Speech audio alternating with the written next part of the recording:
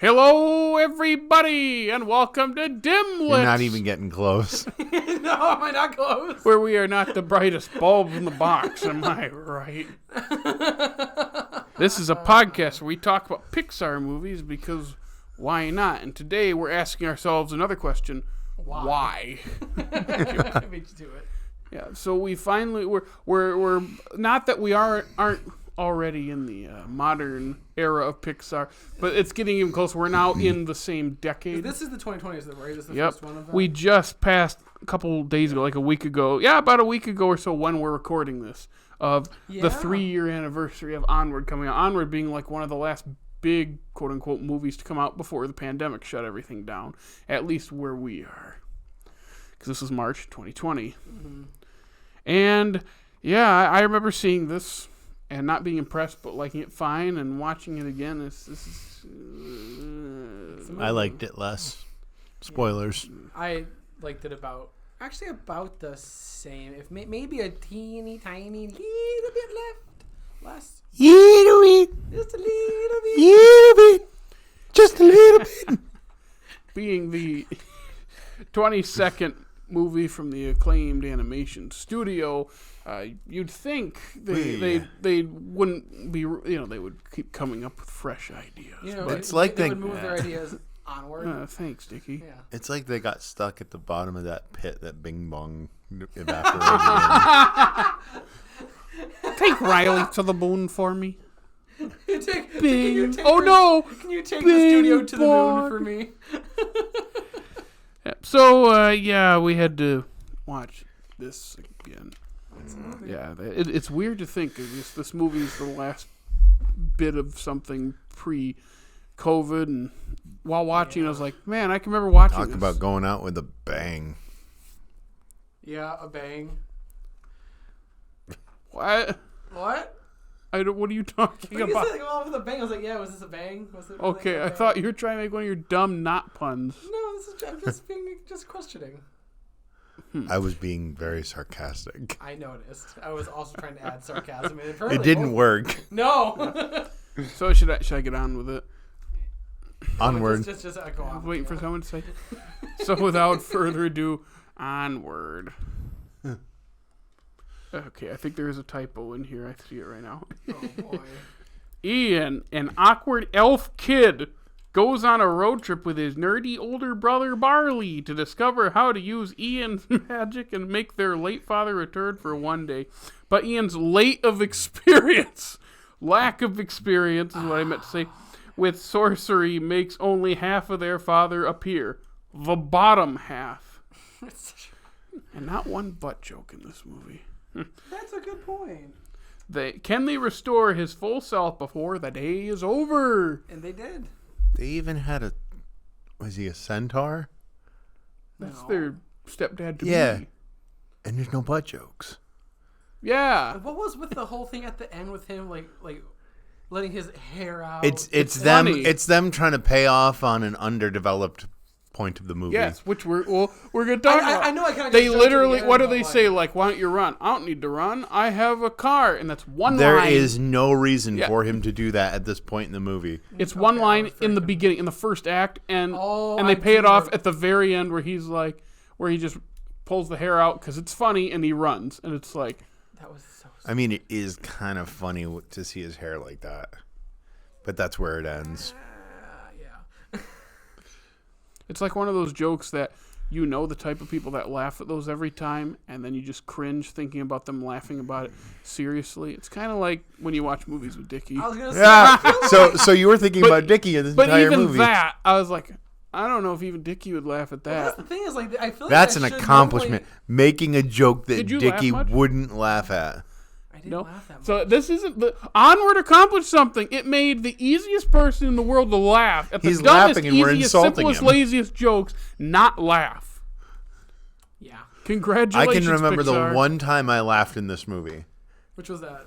It's the part that one of the parts that Jared hates when he's all excited about finishing the quest and they're climbing up the sewer and they lift the manhole and they're back at the school. Yeah. I went.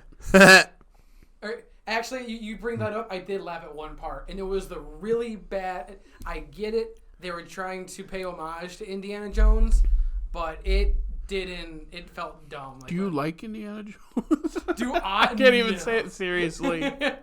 like as soon as he said, "Oh, there's nothing there, but you just have to step on," I'm like, "Oh, come on!" Like I see what you're trying. That to was do. trying to. You remember the last Indiana Jones, like the last and third one? There are so many more direct The ways to last pay homage. one is the fourth one. I keep forgetting Actually, the fourth technically, the last one at this point is the Dial of Destiny. It's not out yet, though. one. But, At this point, it's out by the point this airs. Probably. Who knows? I can't remember. That's true. But no, I was just like, really, like I appreciate you paying your respects to Indiana Jones, the original adventure movie, but Listen to that smug little. Oh, you stopped talking. what? The original adventure movie. I feel like Indiana Jones is the one that really put like. I'm not saying it's not important, but you said the budget. original adventure movie. There's been adventure movies longer than Like that. big budget blockbuster adventure movies. I feel like Raiders of the Lost Ark was like the first big push. I could be wrong. Probably are. But just the smugness of you. It's like you sound like Barley when he's talking about magic. It's like, geez, dude, settle down. Barley, Just more think, like barf. guys, just think. Someone watched this movie and thought, "That's our Mario." He is the worst part of this movie. Yeah, He is really Hands annoying. down. And I'm one that generally likes Tom Holland. Looking back, he's not really been in much better movies than any of the Marvel stuff. It's the same thing. There's like one movie where he's not playing that character, and that's Are the you talking about devil. Tom Holland or Chris Pratt? He's Both. Tom Holland, yeah. Okay, because I want to say for me, he was. I mean, they didn't give him that much to do, but Chris He's really. Pratt's They're voice both was annoying in They this. were just- Tom Holland's just high pitched, whiny, and he's a jerk. Why was he so high pitched? I feel like I don't. Cause Tom Holland. Because he was actually Because he's not that no. high pitched when he normally He was talks. trying to actually voice act, unlike Chris Pratt. I'll give him props for that, but I'm not saying it was good. I'm just saying that that's what it was.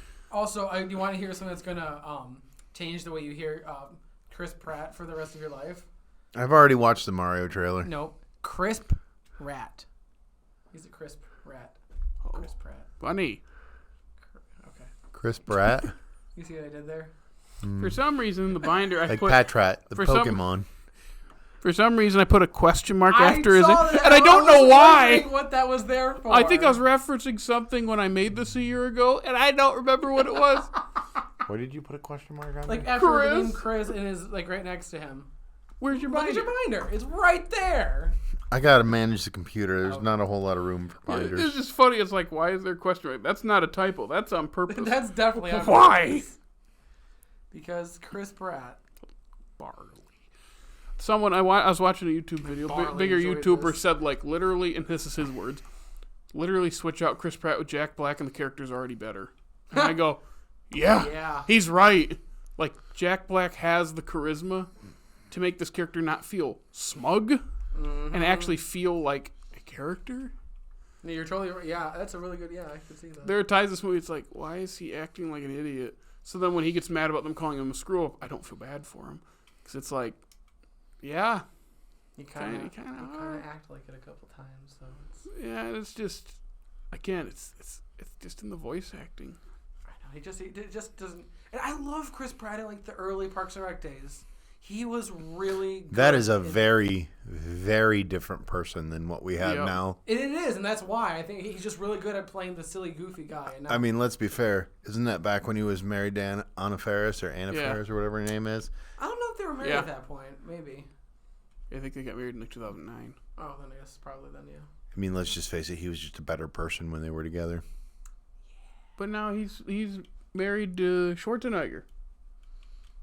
I can't remember her first name. It doesn't matter. Imagine if he was married to Arnold. Oh, Onward. We just stopped talking. yeah, I was like, Onward. Onward. Let's move. Oh, the for conversation. Onward. Oh, that's. Jake and I were talking beforehand, and we talked about a little bit with you. The best way to sum up this movie in one word is disingenuous. I feel like it I will liken it to the Big Bang Theory. I am one of the nerds in the Big Bang Theory that was a nerd before nerd was cool. And so that show makes a lot of fun of my people group. Mm-hmm. I feel like this movie makes a lot of fun, except doesn't do it as effectively as the Big Bang Theory. And it's very annoying for me to sit through. Yeah. Very annoying for me to sit through. Because it kind of makes them incompetent. It portrays them as incompetent because they like something. Kind of. It kind of has that vibe of, oh, look at the funny nerd. Look how he's into all this nerd stuff. And he's smug about this nerd stuff. But he can't do anything else right. Oh, but he knows all the spells, and that's what helps. Because of a freaking board game. They're all real. I go, it's fine. You're going to rip off SpongeBob's thing. With the board game being the map to the treasure. So it's probably not a Dungeons true, and Dragons kind of thing, and it was just like, that wasn't a Dungeons and Dragons thing. It is kind of a Dungeons and Dragons thing. I thought there wasn't actually a board. It depends on how you play. Yeah, I thought it was all in your imagination. Am I being lied to? Kind of. I mean, there is parts of it that are in your imagination, but there is also... Yeah, I mean, you have to have a map of something to know where you are. Mm-hmm. I thought it was all up here. No, and you have to be able to place... Things have ranged attacks, so if an enemy attacks me and I roll to, attack it, I have to roll to see if I hit, but then do I hit within a certain range, and I have to have the tile on the map to tell me what the range is. Nerd. Oh, shut the up. Did you name your car? What did you name his car? Genevieve. Genevieve. That's such a weird name. Guinevere. Oh, Guinevere. I was close. Okay. Actually, it's funny. Genevieve is the name of a car in a British comedy from the 50s called Genevieve. So you're wrong in this sense, but there is a movie about a car named Genevieve. I thought so. That's where that came from. That's why I said, oh, yeah, that's right. No, Guinevere. Because that's King Arthur, right? I don't care. What was it? Isn't that his wife's name? Isn't it Guinevere? I'll be really honest. I don't know. I don't know much about King Arthur. I just know he turned into a squirrel and then a fish, and then Merlin came back to the future to tell him about Disney. Yeah. That's the movie. Am I wrong? Oh, and he pulls some sword out of something. There was also a kid that played baseball in his court. Oh, Jesus. Daniel Craig. What a random person to be in that movie. Who was it? Was Kate Winslet in that too? I think that was her, yeah. What is that movie? What? I don't know. Jake, I'll say it. I'd rather watch that than Onward. I think they're about the same level of quality. But that is saying... one is just not good, and the other one is annoying. I'd rather just watch the not good. See, there's something about Kid in King Arthur's Court, because it was made in the 90s, that it kind of is excused for being made in the 90s. What about Onward? What does it get excused for? Nothing. Guess what this movie is? Nothing. Yay. Yeah, it's one big giant insult to people that are actually immersed in that culture. Not elf culture, but fantasy culture.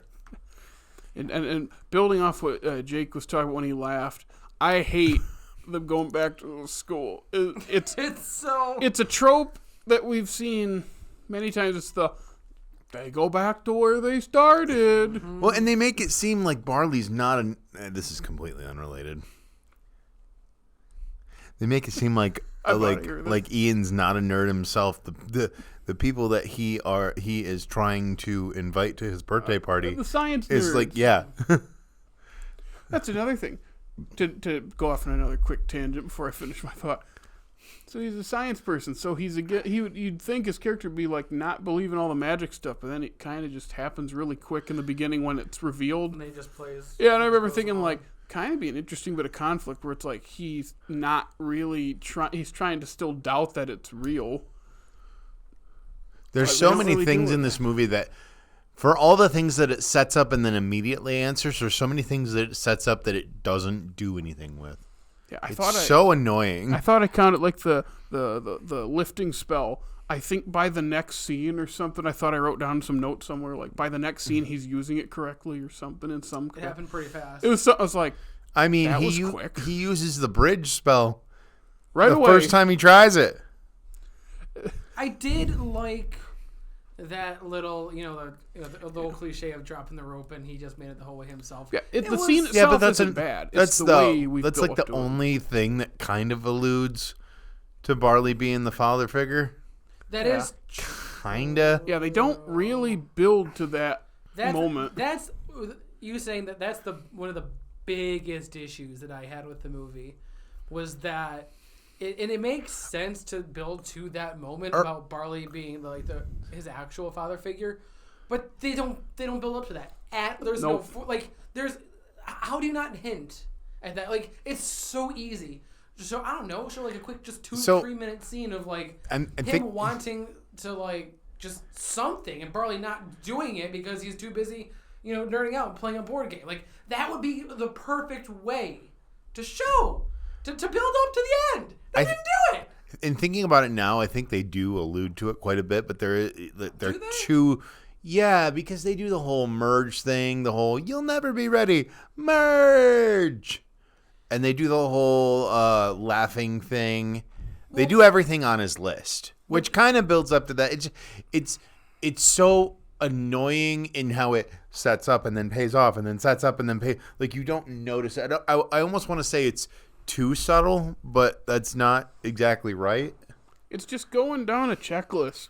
Literally. It really is. It's just literally setup, payoff, setup, payoff. There's no room for characters to breathe. Gelatinous green cube, gelatinous green cube. Big giant Cheeto, big giant Cheeto. Actually, no, it's more like Barley stress eats, big giant Cheeto. And then the actual scene where they're actually mad at each other.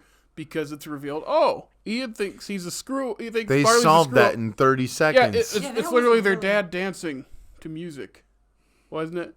Yeah. And then that's the. It's I can tell there are moments in life where you are angry and something breaks it that kind of settles you down, but then they don't talk about it again. It just kind of disappears. And I remember thinking that's it. They don't really have that much conflict later, except for just Ian being a big baby. It's there's we're going home. Much conflict in the movie. It feels like there isn't. And I wrote this down in caps. Everything matters.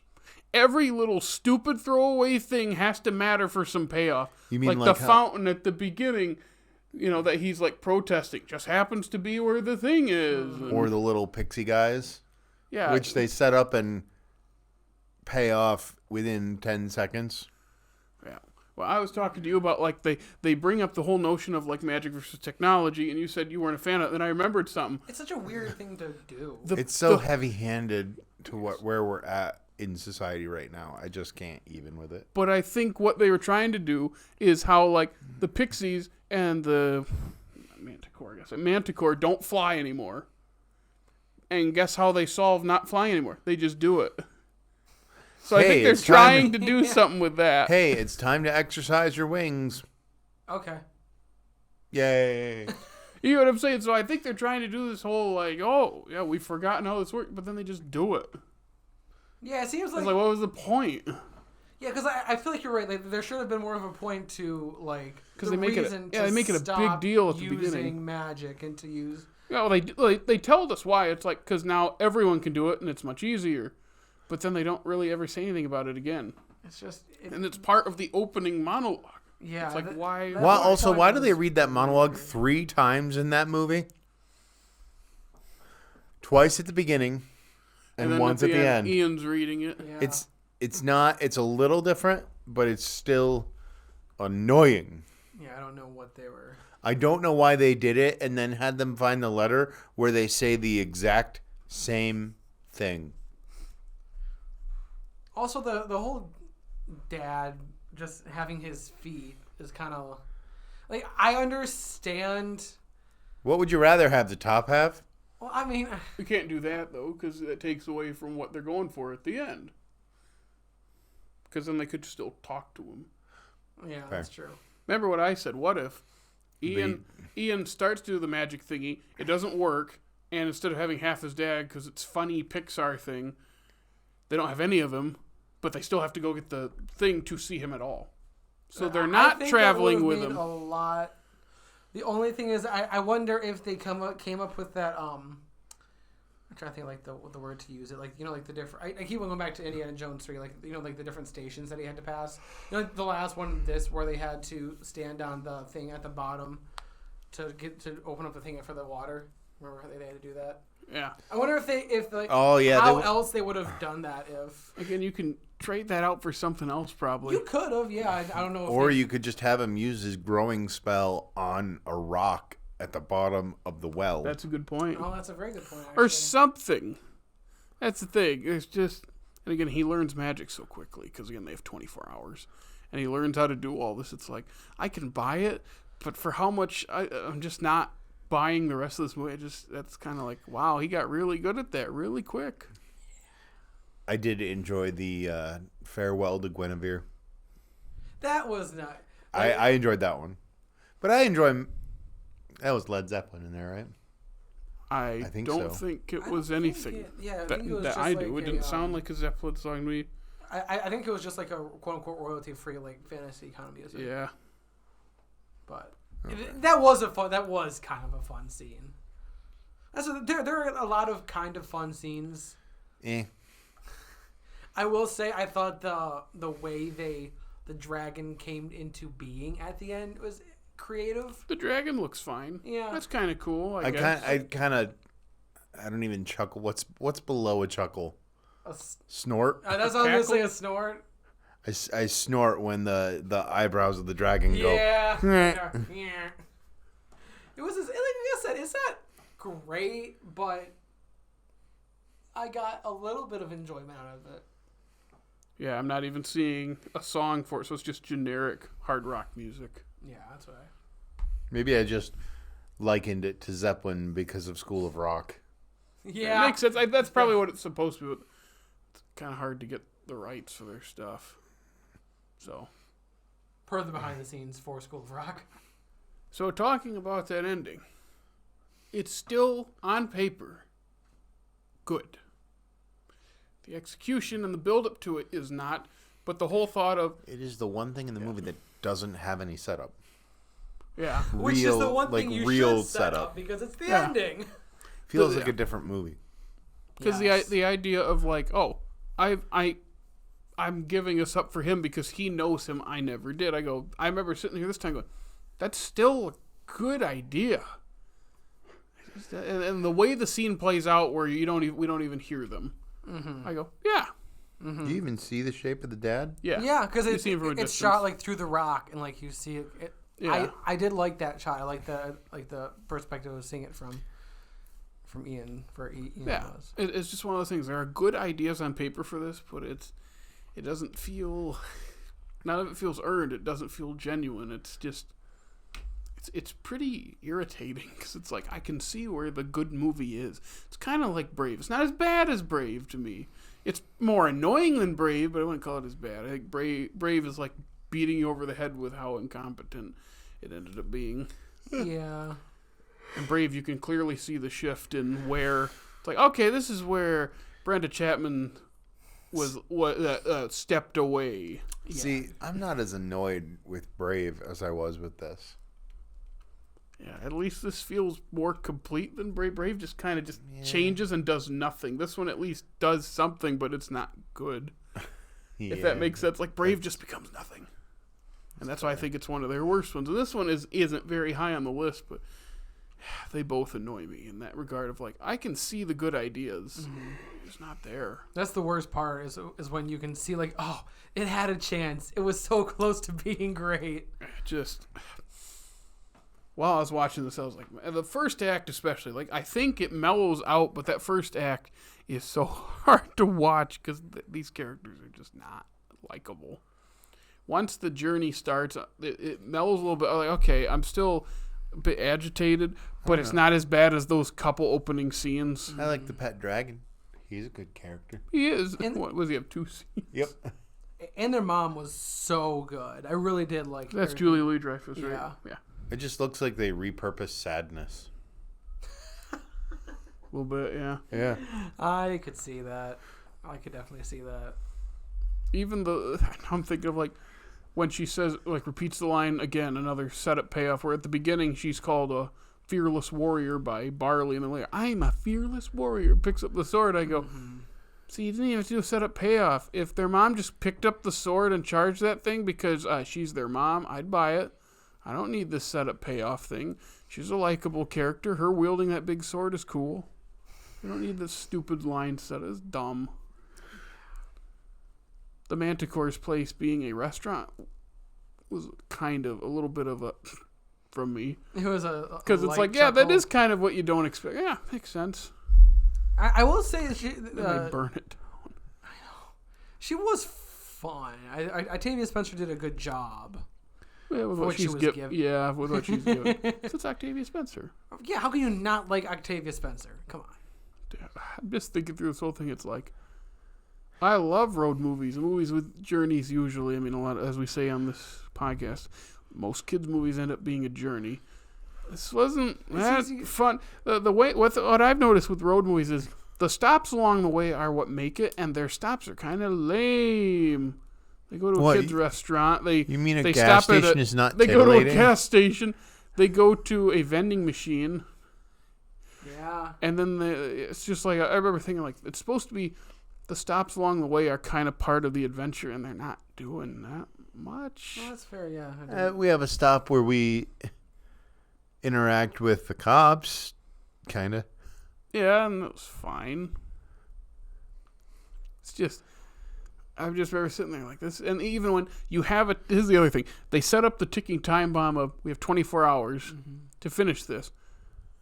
And then it's like, let's not take the freeway. Now, yes, if they take the freeway, they don't hit it right, but it's like, why in the world would you do that, Barley? It's the stupidest thing in the world. We have a time limit, and you want to take this long path that doesn't go anywhere. Yep, because it's the right road for the quest. It's like, shut up. You're literally wasting time. You already wasted time with the whole gas station thing. He was such an annoying character. Like, I feel like except when he was tiny, because then I couldn't hear Chris Pratt's voice. It was just squeaking. I think I texted you, Jake. I'm like, man, I kind of wish the whole movie he was a small because I wanted to hear Chris Pratt's performance. Because when he's yelling, performance. Yeah. Performance. Like the merge scene works better for me because it's not his voice; it's the squeaky voice. Yeah. Okay, that's kind of entertaining. They did capture the terror of merging for me. Because I hate the freeway because I'm not good at the merging part, and that's fair. That was stressful. Yeah, I mean, I do remember. I mean, learning to drive that was a very stressful part of it. But now it's obviously. Oh, it still is. It's still stressful. I've been driving for over a decade, and I hate it. I hate it so much. So seeing that in the movie, I was like, okay, yeah, that's what it feels like. What? I've been driving for 20 years. It's funny, you don't really think about driving until you watch movies about or something with kids learning to drive. I'm like, oh, that's right. At one point, I did have to learn how to drive. I just completely forget about that. Oh. That's probably why I like road movies, because someone else is driving. It's true. He won't even come to my house, people, because he has to take the freeway. I don't like the freeway. You have to take the freeway almost to get anywhere. It's not even that much farther than your work. But I don't take the freeway to work. That's fair. You also wouldn't necessarily have to take the freeway to get to my house. I did it once, and I'm not doing it again, because that road is so narrow, and it takes so long. Oh. That way to your house is so much longer and so much Why worse. don't you just go down to the East Belt Line and take that down? That's long, too. You have to go over. You're the one that says you don't like the freeway. I don't, but I take it to your house still. So I came up with a solution. I don't go to your house. That's fair. Yeah. So as someone who loves road movies, there are road movies you see that aren't good, and this is one of them. Where it's like, we already have the ticking time bomb again, and I think that hurts road movies to begin with. This one you have to have it. So they have it, but they don't ever allude to it. The only sense of timing you have is that. Mm-hmm. Yeah, they don't show it that much. He doesn't check it. I feel like he didn't check it. He only checked it twice. Yep. When they're in the cave is when he really started pointing out. I was like, oh, we gotta go. Oh, we gotta go. They need to do that more, so there's a sense of urgency to it. There's not a sense of urgency until the end of the movie. Yeah. What if we took that out and just did what you did, and where they're on a quest just to find the gem and don't have a time clock? That's true, but then I again, think that would have been a lot better. Would that be bringing him back for how long would he be back? It wouldn't matter at that point because they're just going to see him again. Yeah, because by the end of it, Ian would realize that Barley is the father figure that he wants his father that he's never met to be. What if it's not him? What if he left them a message and you need the gem, but then they can't get the message. You don't hear all of it because it explodes. So they have to find the other gem to hear the whole message. There's no time limit. Well, they just have to find the gem. Also, without a time limit, you give the characters more time to actually grow and change. Yeah. I say that, but then we would have had like a 2.5 hour movie, and I don't want to. Again, you don't have to make it 2.5 hours. Just take out all the setups and payoffs. Take out all the unnecessary stuff. Just focus on the brother dynamic. Take out the green gelatinous blob. Cube. Sorry. Beware of the cube. See what I did there? You've seen the blob, right? No. Have you seen the blob? It's very fun. The 50s or 60s. The Steve McQueen one. It's an old. There's an 80s one too, but no one talks about that one. But yeah, I think if you take the ticking clock away and you take out all the unnecessary stuff and you focus on like the brothers' relationship with each other, it's way better. Mm-hmm. And recast. Please. It's there. It'd be simpler and maybe more cliche. Plus it works. What have we been saying? Pixar tends to work better when the story is simple and the characters are more nuanced. Mm-hmm. Less story, more character. Mm-hmm. And this one there's like no character. It's all story. Besides Toy Story 4. Yes. Yeah. And what do we say as opposed to between 3 and 4? 3 is very plot focused and it's the worst one. And 4 is very character focused while still having more story, but that's the balance. It's better. Mm-hmm. And we're starting a new decade here with Pixar. And looking back on those 2010s, we're a far cry away from the good old days where it was good movie after good movie if you don't count Cars. Do we even get back to like old Pixar gold? I'm just trying to. Luca is the closest we come, I think. That's the one that I haven't seen. It's one where there's essentially no plot. Yeah, it's a simple story. It's laid back. It's a liar reveal that I like. Yeah, we don't want to say to it. No. Basically, it's laid back. They have one goal. Mm-hmm. There's no ticking clock. There's no all these million side plots. It's just they're friends and they want to buy a Vespa. Yeah, that's it. And to do that, they need money. To do that, there's a bike race. That is it. It's just them hanging out in the summer. Yeah. And that is the closest they've gotten to that old magic. And it's surrounded by, because the 2020s for them, in my opinion, is Luca and then the rest. Yeah. There's only, 3 other? I liked Soul, and I liked Turning Red. I don't think any of them reach Luca. I've never seen it, so I have no room to speak. So we'll but that's in a couple weeks. So yes. Soul will be next. I'll mention that in a second. But do we have anything else to say about Onward? I don't. I went through all my notes. I'm just more I think about it, the more I'm like, I don't really care for this at all. It's just very there. Yeah, it's nothing. It's just You could easily forget that it was there because wasn't it one of the? Oh no, you said it came out in theaters. Yes, it had like 3 weeks. It made about 141 million before COVID shut everything down. Barley there. Yeah. This was the last theatrically released Pixar movie until Lightyear. Oh. Because then Soul went straight to Disney Plus. No, I got yanked. Turning Red should have gotten, really? But it was also during COVID, so I can. Well, here's what happened. So Soul went to Disney Plus because of COVID. It was December, I think December or November 2020. Luca is supposed to come out in the summer 2021, and there were movies coming out by then. And then they yoinked it like 2 months before, and Pixar wasn't happy about that. Didn't they put it on Disney Plus in like January? No, it was the summer. Was it really? Let me check. I put the release date on here. June 18th was right after my birthday. Man, I feel like it was like right after Soul, although maybe I didn't watch Soul until later. Yeah, it's my guess. And then, so then they yank Luca, and then so that's 2 in a row straight to Disney Plus for Pixar. And in this time, Raya and the Last Dragon had come out, and that went to theaters. Yeah, that's so like right. the Disney movies were going to theaters, and the Pixar movies were going straight to Disney Plus. So that can't make them very happy. And then Turning Red is supposed to come out in March, and they yanked it again.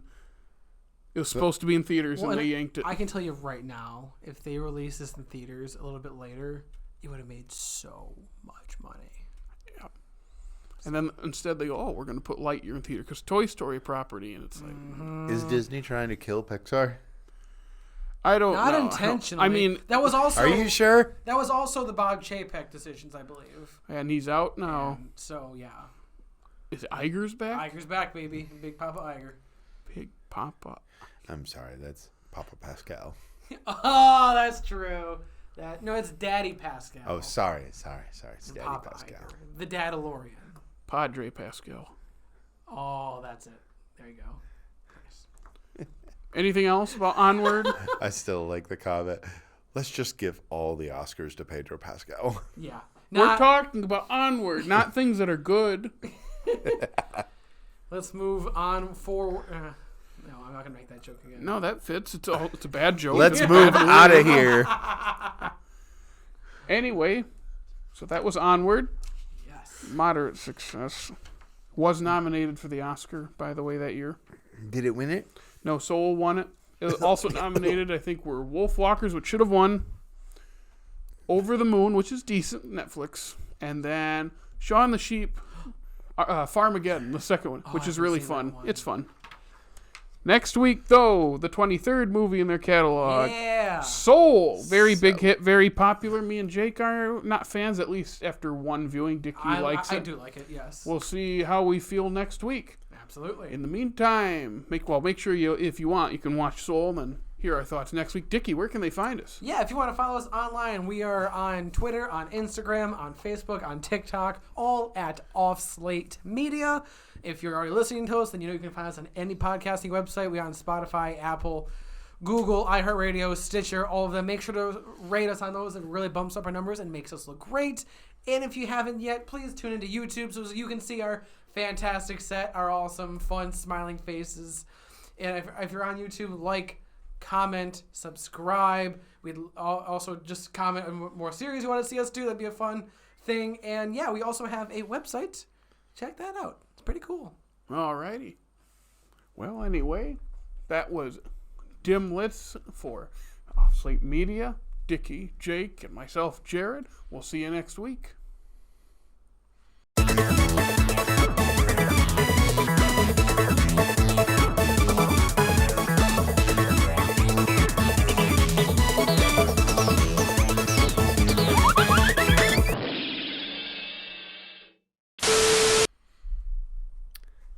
Did you realize that you've done this whole day without your sunglasses on? I did. You did. Maybe I'm okay. I hardly noticed. I just noticed. I didn't even notice that, Jake. You're right. Maybe I'm cured. This is great. I don't have to wear those anymore. Make sure your smile showing when we are all bubble blowing. Your lover bubbles nice and thick. Put your mouth up to that stick. Form a circle with your lips on. Get them blowing just like your bitch. Float, float, float away. Unlike Georgie, I'm here to stay. Watch out, saying I'm here to slay. I'll serve you up like a fish fillet. You can't pop my bubble, I will destroy. I'll chew you up like a squeaky toy. Now step up now and don't be coy. I'm a mother bubble boy. Don't be so pleonastic. With these things, you're blowing mad. Pleonastic. The use of more words than those necessary to denote mere sense. So you speak very pleonastically. To be so unpleonastic. Yes. Wait. Oh, jeez. This way you don't throw scissors, Jared. I didn't throw them, I got them. Get me the scissors. Aloft, snip. Jared, it's the same length. He's tying it to the end of it. Why would he do that? to make it longer, Jake. That's how that works. Get rid of the string. We just poured all of that string. Well, you can waste it. It's just string. I mean, it's been here for 2 years. Manlair! Aloft! Elamar! Ow! Are you ready, kids? Aye, Captain. I can't hear you. Aye, Captain! Oh!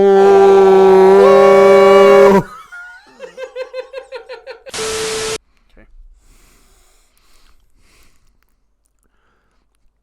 You can put the bat down. Aloft! Elamar! Stop the camera. I have to pee.